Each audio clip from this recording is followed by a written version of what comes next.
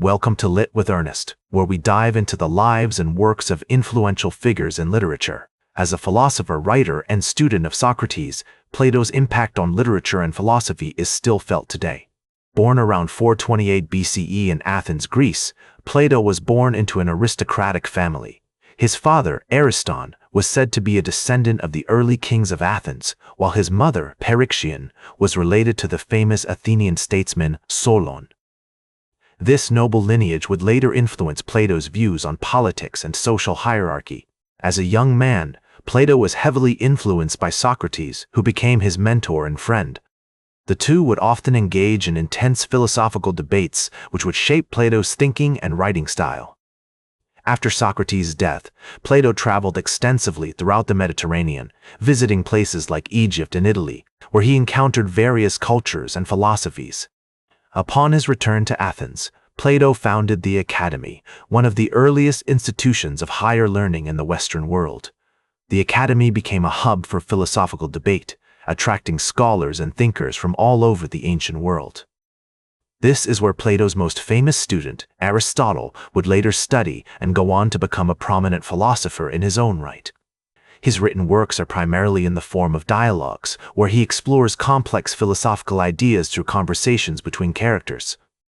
Some of his most famous works include The Republic, The Symposium, and The Apology. In these dialogues, Plato examines fundamental questions about reality, knowledge, ethics, and politics.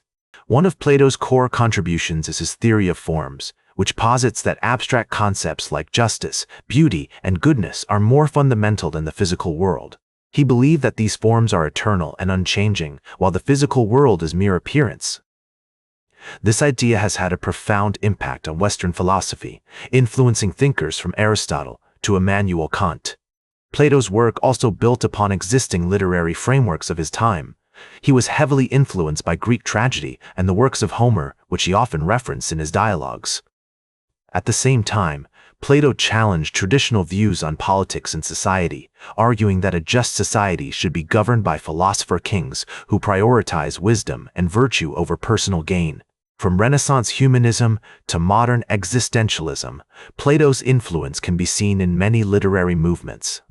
One notable example of Plato's practical impact is his influence on the concept of the examined life.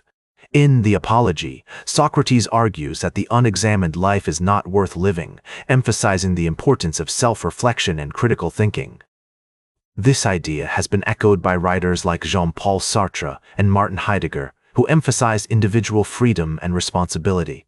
To illustrate Plato's modern relevance, consider the concept of allegory of the cave from The Republic. In this famous passage, Plato describes a group of prisoners who are chained in a cave, facing a wall where shadows are projected. The prisoners believe the shadows are reality, but when one prisoner escapes and sees the true world outside, he realizes that his previous understanding was limited.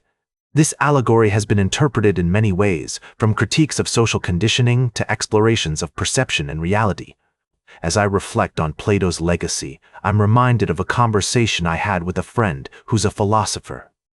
We were discussing the nature of reality, and he said something that stuck with me. The truth is not for all men, but only for those who seek it. That quote captures the essence of Plato's philosophy, the idea that knowledge and understanding require effort, dedication, and a willingness to question our assumptions. In conclusion, Plato's significance to literature and humanity cannot be overstated. As we navigate the complexities of our own world, Plato's work offers a powerful reminder of the importance of critical thinking, intellectual curiosity, and a commitment to seeking truth. That's all for today's Lit with Ernest. Like this episode if it hit true. Share it if you respect honest talk about books. Subscribe because we'll do this again. This is Ernest, signing off.